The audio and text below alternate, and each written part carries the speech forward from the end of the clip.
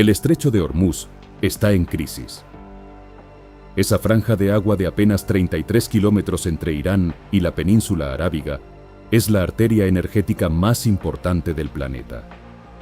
Por ahí transita casi el 20% del petróleo que consume el mundo cada día. Millones de barriles cargados en petroleros que salen del Golfo Pérsico rumbo a Europa, a Asia, a América. Y hoy mismo, esa ruta está bajo una amenaza real.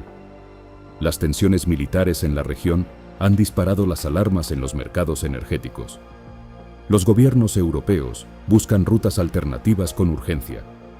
Y el mundo vuelve a enfrentarse a una pregunta que no tiene respuesta fácil. ¿Qué pasa cuando el suministro energético de medio planeta depende de un solo punto? En ese momento de pánico, los analistas empezaron a mirar hacia otro estrecho. Uno que está a miles de kilómetros de Hormuz, pero que enfrenta sus propios problemas. El estrecho del Bósforo, en Turquía. Una vía de agua natural de 31 kilómetros que atraviesa la ciudad de Estambul de norte a sur, conectando el Mar Negro con el Mar de Mármara. Por el Bósforo pasan cerca de 48.000 barcos al año.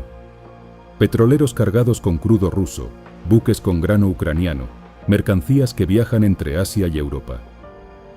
Es una de las rutas marítimas más transitadas del mundo. Y en su punto más estrecho, mide apenas 700 metros de orilla a orilla. El Bósforo ya no puede más. No tiene capacidad para absorber el tráfico adicional que generaría un cierre prolongado de Hormuz. Los accidentes en el estrecho son frecuentes.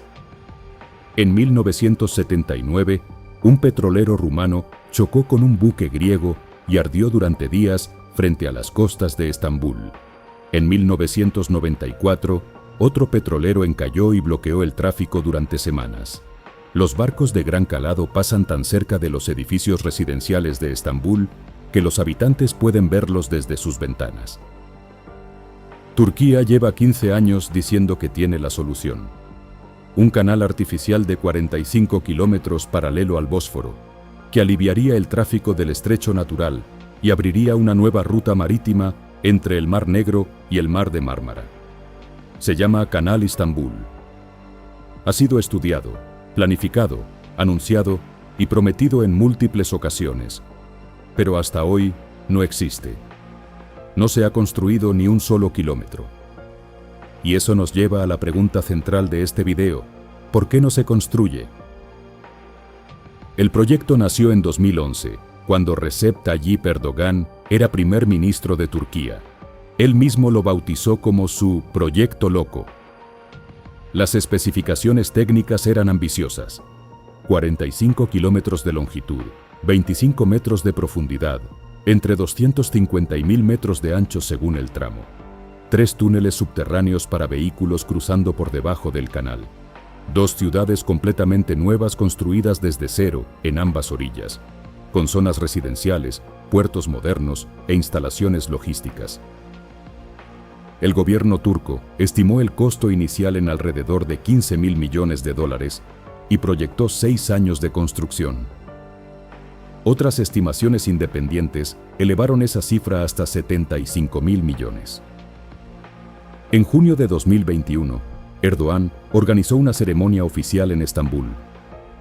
Ante las cámaras de todo el mundo, presionó un botón simbólico anunciando el inicio de las obras. Hubo discursos, banderas y cobertura internacional. Pero las excavadoras que debían abrir el canal nunca llegaron. Y en julio de 2025, el propio gobierno turco reconoció públicamente que el canal Istambul no figura en su agenda actual. La primera razón por la que no se construye es económica. Entre 2018 y 2023, la lira turca perdió más del 80% de su valor frente al dólar. La inflación llegó a superar el 85% anual. En ese contexto, comprometer entre $15.000 y $75.000 millones en una obra de décadas se convirtió en una decisión imposible de sostener. Los inversores extranjeros que el gobierno esperaba atraer nunca aparecieron en la cantidad necesaria. Y financiar el proyecto con deuda pública en medio de una crisis monetaria severa era un riesgo que ni el propio gobierno estaba dispuesto a asumir. La segunda razón es política. El alcalde de Estambul, Ekrem İmamoğlu, principal rival político de Erdogan, convirtió el canal en uno de sus temas de oposición más fuertes. Lo llamó abiertamente un proyecto de corrupción y saqueo inmobiliario. Acusó al gobierno de usar el trazado del canal para expropiar tierras agrícolas y construir miles de viviendas cerca de la presa de Sazlidere, una de las reservas de agua más importantes de la ciudad. Vecinos de los pueblos afectados declararon a medios internacionales que ya no dormían por el ruido de las excavadoras construyendo urbanizaciones en sus tierras, mientras el canal en sí permanecía sin construirse. La tercera razón es ambiental. El canal atravesaría más de 350 hectáreas de bosque protegido y pasaría por encima de embalses de agua dulce que abastecen a millones de personas en Estambul. Científicos turcos advirtieron que la mezcla de agua salada del mar de Mármara con los ecosistemas de agua dulce de la zona podría causar daños irreversibles. En una ciudad que ya enfrenta problemas serios de abastecimiento hídrico, ese argumento generó una oposición ciudadana muy fuerte. Pero hay una cuarta razón, y esta es la más compleja de todas. Es geopolítica. En 1936, en la ciudad suiza de Montreux, las potencias mundiales firmaron un tratado que le otorgó a Turquía soberanía plena sobre el Bósforo y los Dardanelos. Ese tratado, conocido como la Convención de Montreux, establece reglas muy claras sobre quién puede navegar por esos estrechos y en qué condiciones. Los barcos civiles pasan libremente en tiempos de paz, pero los buques de guerra de países que no tienen costas en el Mar Negro, como Estados Unidos, solo pueden permanecer en ese mar durante 21 días consecutivos. Para Rusia, esa regla es fundamental. El Mar Negro alberga la flota del Mar Negro rusa, con base en Sebastopol, en Crimea. Es el acceso naval de Rusia hacia el Mediterráneo.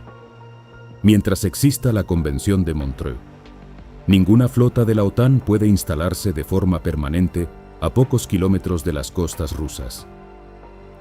Erdogan declaró en múltiples ocasiones que la Convención de Montreux no se aplicaría al nuevo canal.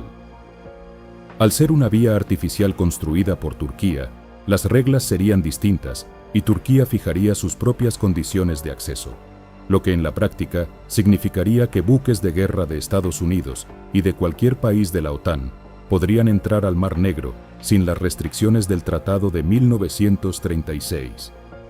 Moscú reaccionó con alarma. Diplomáticos rusos presionaron a Ankara. Y en abril de 2021, un grupo de almirantes turcos retirados publicó una carta abierta advirtiendo que el canal podría comprometer la Convención de Montreux y arrastrar a Turquía a una crisis geopolítica grave. Días después de publicar esa carta, los almirantes fueron arrestados. Hoy el canal sigue siendo un proyecto en papel. En el oeste de Estambul hay campos verdes, embalses de agua dulce y pequeños pueblos de agricultores que viven sobre el trazado planificado del canal. Gente que lleva años sin saber si sus tierras serán expropiadas o si el proyecto quedará paralizado para siempre. Las excavadoras que aparecen en la zona construyen urbanizaciones, no el canal. Mientras tanto, con Hormuz en crisis y el mundo buscando rutas alternativas, el canal Istambul vuelve a aparecer en las conversaciones de gobiernos y analistas. Europa mira hacia Turquía, las navieras internacionales revisan sus mapas. Y Turquía, sin haber construido nada, vuelve a estar en el centro del debate global sobre el futuro del comercio marítimo. El canal lleva 15 años estudiado, anunciado y prometido. Tiene planos detallados, estudios de viabilidad, ceremonias de inauguración y declaraciones presidenciales. Lo único que no tiene es construcción real. Y mientras eso no cambie, la pregunta seguirá siendo la misma. ¿Construirá Turquía el canal que el mundo necesita? ¿O seguirá siendo el proyecto más influyente que nunca se ha construido? Síguenos en Poder y Frontera para más análisis geopolítico como este.